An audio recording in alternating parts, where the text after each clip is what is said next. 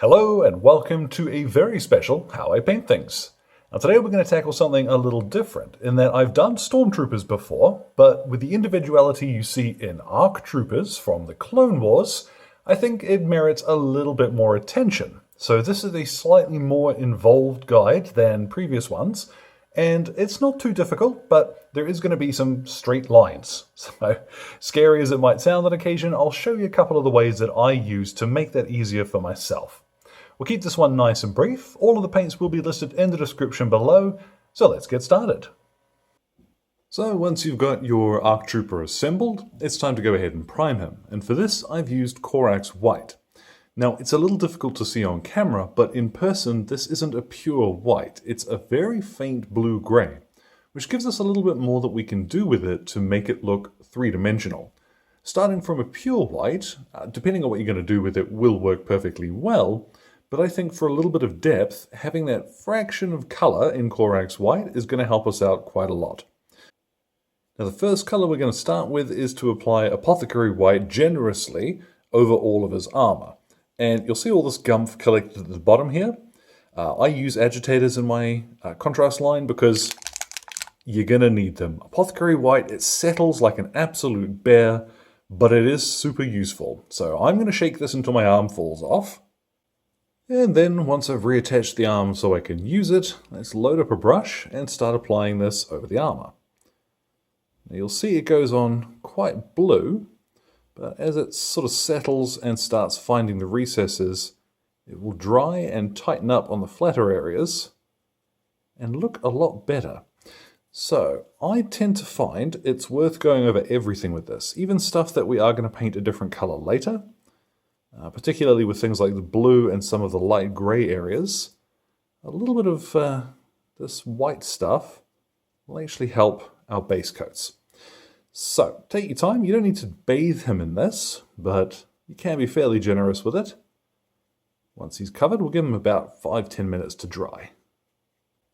Now once that's dried, that does still look quite white. You're going to have a few patchy, sort of off blue areas in some regions, but don't worry too much. What we're using this for mostly is that shading, the bluish tint in the recesses. We're going to move on to painting the black areas, because there's quite a few of these, and there are two ways that you can do this. You'll see I've got a pot open already. You can use here, I've got Black Templar, or you could use something like Abaddon Black, or Vallejo, say German Grey or something, just off black, to paint in the black details. I suggest that it's not an either or. What I'm going to use the Black Templar for here is all of those little areas that are going to be quite difficult to reach with a brush.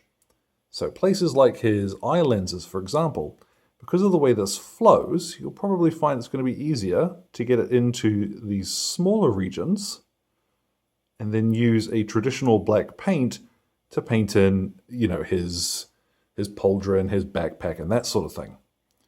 So let's go around and paint. Oh, I need a point on my brush. Let's paint some of him in Black Templar. Now I don't mind admitting I have made a real pig's ear of that in some places. You'll see a fair bit of white that has had black splattered onto it, but I'm not going to do my tidy up yet. We'll save that till last.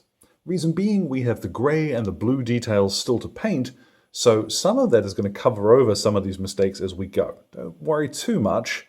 Now I was thinking of using an off black, like a dark grey for this, but having a look at it, what I think I'm going to do instead is turn to flat black from Vallejo and cover over those details that are going to be, well, a more solid black. So his blaster pistols, his pauldron and what have you. Ordinarily I would probably turn to like German grey and off black for leather and stuff like that.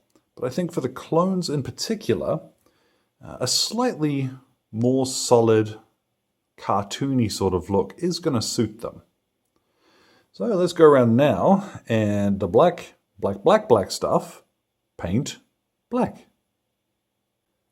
Now I started applying Dawnstone, but I think that's going to be a little bit light for what I have in mind. So instead I'm turning here for the grey parts. This is London Grey from Vallejo. This has a very faint blue touch to it, and it covers extremely well, so we won't have to worry about coming back and giving this 3 or 4 coats over white. If you wanted to, you could stick here to Citadel by using maybe Mechanicus Standard Grey, but that is going to be a little bit darker than what I'm using here, so it is up to you. Once you're satisfied with that, it's time to pick a blue that we're going to use to do the markings. Now, Altdorf Guard blue, this is my choice for sort of 501st Legion blue, but pretty much anything here, it is up to you. What we'll do is get some of this off my brush, just to see how it's going to flow, and that'll look fine. And let's pick a spot. Now, when it comes to painting stripes, the easiest way you can do this is to try and angle the miniature so that your hand only has to move in one direction. So here, let's get this and just start back and forth, building out that stripe until it's about the right length and width, and yeah, that'll do. Now I'm going to do that same technique to all of the other bits and pieces that are going to have blue stripes. Now I've got most of that down. You'll see in some areas I've actually gone back with the London Grey in order to tidy up those stripes, and I think that's going to work just fine. I'm not going to put the third stripe on his leg. I'm not brave enough to fuss around with that. I think at the moment that's going to look just fine. But we do need to address his helmet. This particular miniature, the crest on the front, it goes a little bit too far forward for the proper Fives look. So what I'm going to do is, first of all, the same thing I have been doing with all my other stripes, which is to get them in roughly the right direction. And I'm going to start where his forehead is. I'm going to start about here and start laying down that colored stripe. And from here I'm going to swap on down to a much smaller brush. I have the Artificer layer brush here. Once I've got that central line the way I want, I'm going to start with a couple of little X shapes either side to get the sort of prongs happening. And then the crescent shape will start from the very tip of the blue line that I've painted. And it doesn't matter too much here if this is a little thick or I don't get it quite right.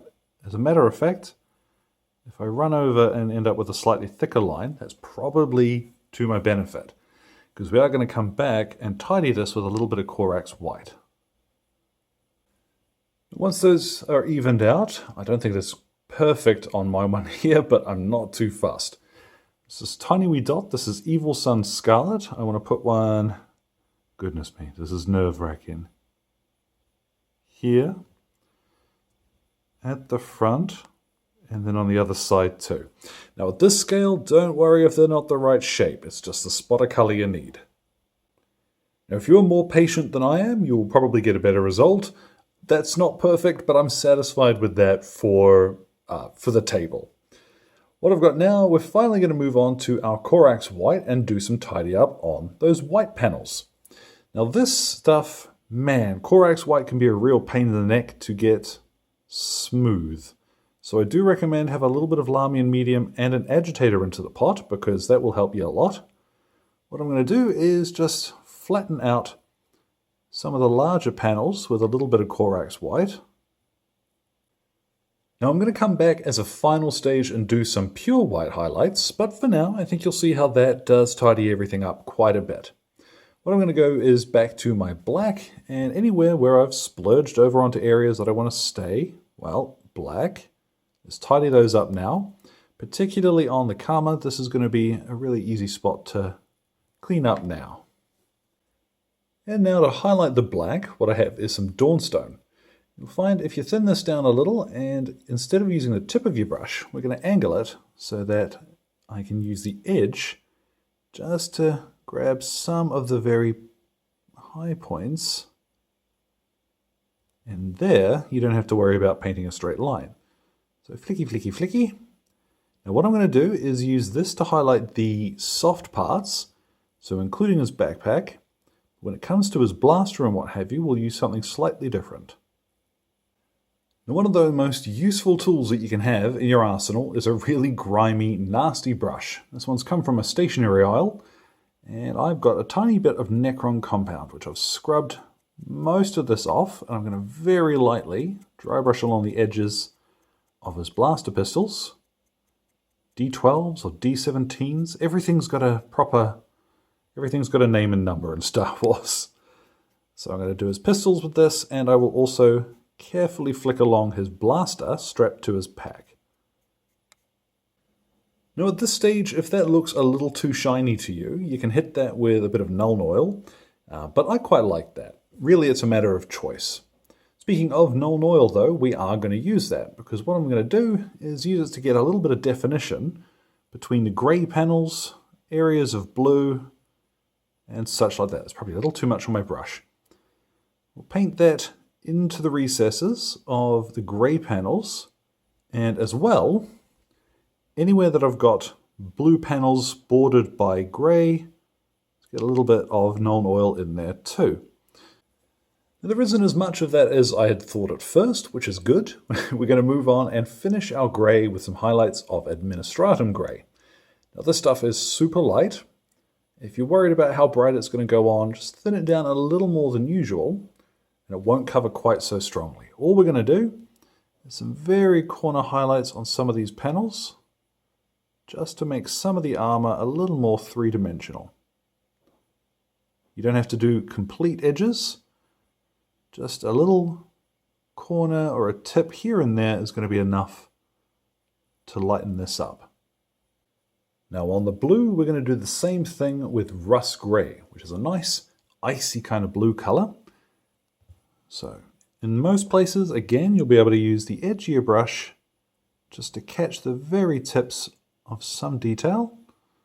But wherever you need to slow down a little, don't worry too much. That's going to give you blue areas a lot more definition. They will look so much better. I have now some pure white, some white scar, and I'm going to use this just in a few little areas where I want extreme edges on some of my white detail. So it is up to you if you go crazy with this or not. I think it will look good if you do, because, you know, clone troopers, especially your ARC troopers, they're going to look good if they're really smart. So once I'm finished with this, what I'm going to do is hit them with a satin varnish. I'm actually going to use Munitorum varnish for a change of pace, because I think that's going to suit the general finish a little better than a proper matte. And we'll pop a base on him, and we'll see what he looks like when he is all finished. And there at last, our ARC Trooper is complete. And whether you're painting 5s or any of the other ARC Troopers, and whether you want to use a different color to represent, for example, the 212th Attack Battalion or something along those lines, well, the actual technique is going to be much the same. So hopefully that is something interesting to you there.